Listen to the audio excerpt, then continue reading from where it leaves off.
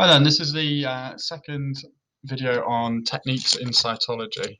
This video is going to be on microscopy and calculating the actual size or the magnification using the magnification equations.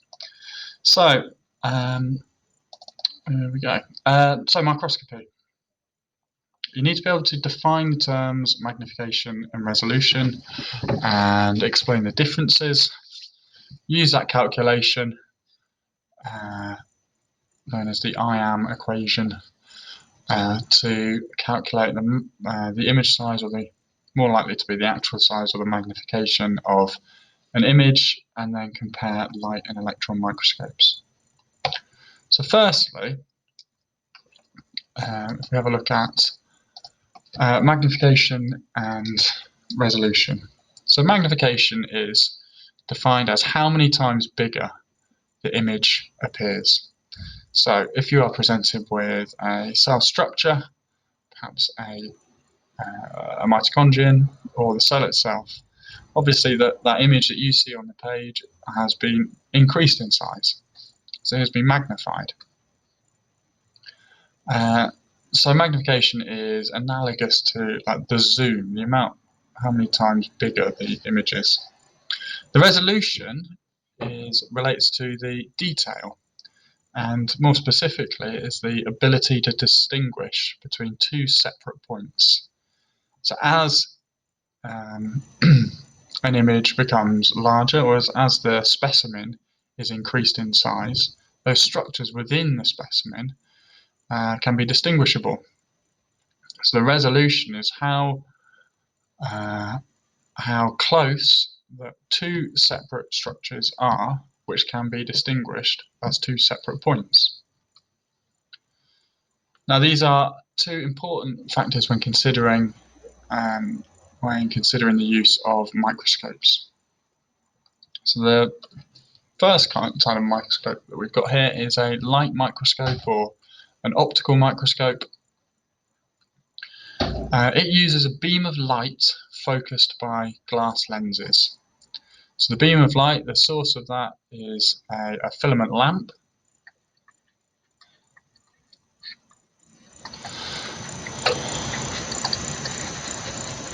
There's a filament lamp down there on that light source, and that beam of light is focused by lenses below and above the stage. And those lenses focus the light through the specimen. The specimen sits there, through the objective lens, and then through the eyepiece lens.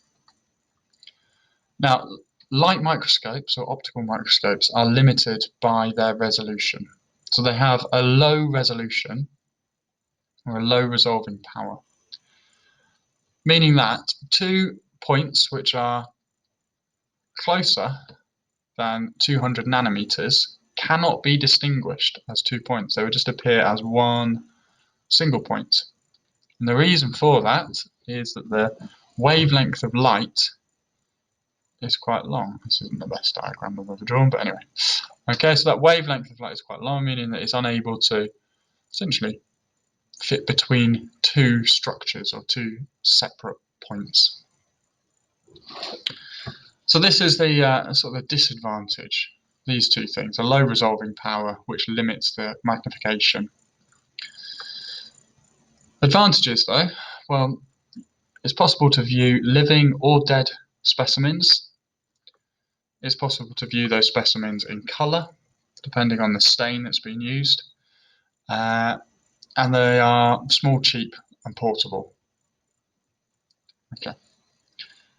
An electron microscope, the differences being that they, rather than focusing a beam of light, instead focus a beam of electrons from a cathode.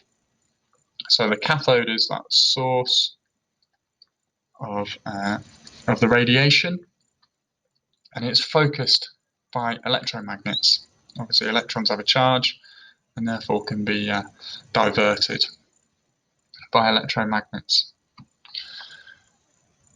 Now, because the wavelength of an electron beam is much smaller than light, they are able to fit between two separate points which are much closer together. So they have a resolution of up to 0.5 nanometers. So 2 points that are as close as 0.5 nanometers can be distinguished as two separate points. And this means, due to that really high resolving power, they've got a much greater magnification. Now this value and this value are not important. It's just important to remember that it's a high resolution because they use a beam of electrons, and the beam of electrons wavelength is smaller than light. There are some disadvantages though associated with using these. Firstly, the specimens need to be prepared in a vacuum. Okay, the vacuum is required as the electrons might be absorbed by any air molecules they come into contact with. So because it's a vacuum, only dead specimens can be observed with the electron microscope. The specimens themselves can be quite complex to prepare. It requires quite able technicians to prepare those specimens, and therefore without those abilities, without those techniques, it's possible to produce false images. And as we can see here, an electron microscope may take up a whole room. They're big, they're expensive, and they're not very portable. Okay. One last thing to say about these electron microscopes is the image is produced on a screen. So just as a quite simple comparison, this diagram shows the different types of structures that are possible to view with a light and an electron microscope. So a light microscope, usefully, you might be able to see down to the size of a large organelle, such as a chloroplast or a mitochondria. The structures within that chloroplast or mitochondria wouldn't be visible. You would just see the outer structure with a light microscope. An electron microscope, on the other hand, can detect or can view images which are much smaller. There we go, 0.5 nanometers, down to even small molecules, lipids, proteins, sort of bacteriophage, these types of things. Okay, so in your notes you have, let me just find it, where was that thing? There it is. You have this table, and you can use this table here to complete. So the radiation source, well, we've mentioned that already. A light or optical microscope would use a filament lamp, whereas a cathode, a tungsten filament, is used with the electron microscope. The wavelengths, long wavelength for light, short wavelength for an electron. You don't need to give a value specifically. The maximum resolution, okay, 2 points that are as close as 200 nanometers might be or are visible under an optical microscope, a high quality optical microscope. That should say not 0.05 but 0.5. So a much higher resolution with an electron microscope. The important point here is low resolution, high resolution. You wouldn't be expected to give the value.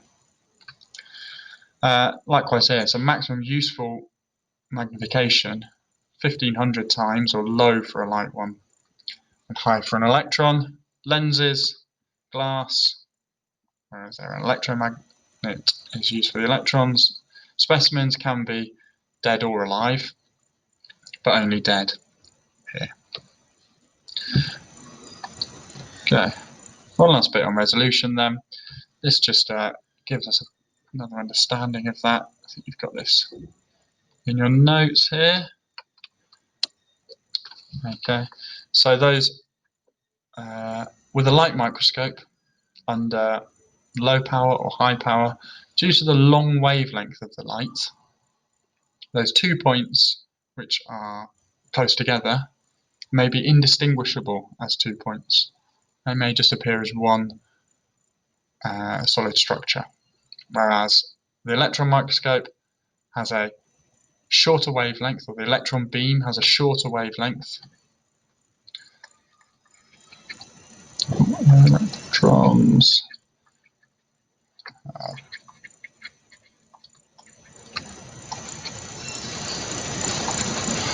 have got that shorter wavelength, and therefore create a higher resolution. Okay, this question is quite common about why the electron microscope produces a higher resolution, and it's due to that, and the electrons having a shorter wavelength. Okay, we'll stop there. In the next video I'll do some calculations.